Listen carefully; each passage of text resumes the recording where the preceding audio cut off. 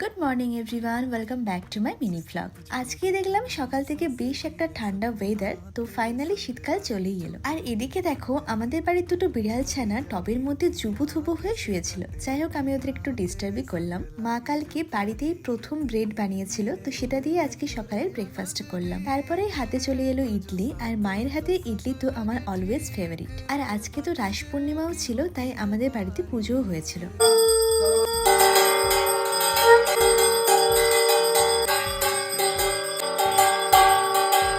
পুজোর পর প্রসাদ খেলাম, আর সন্ধ্যে থেকে রেডি সেডি হয়ে বেরিয়ে পড়েছি মায়ের সাথে রাস দেখতে। আর এবছর না জগদ্ধাত্রী ঠাকুর দেখতে যাওয়া হয়নি বলে আমার মনটা একটু খারাপই ছিল। তবে বাঙালিদের তো 12 মাসে 13 পার্বণ, তাই আবারও আজকে রাসের ঠাকুর দেখতে চলে গেছিলাম। আর এখানে ছোট্ট করে একটা মেলাও বসে, তো মা এখান থেকে দুটো ময়ূরের পালক নিয়েছিল। তারপরে আমরা মিষ্টি কিনে বাড়ি চলে এলাম। তো এই ছিল আজকের মিনি ভ্লগ। So by.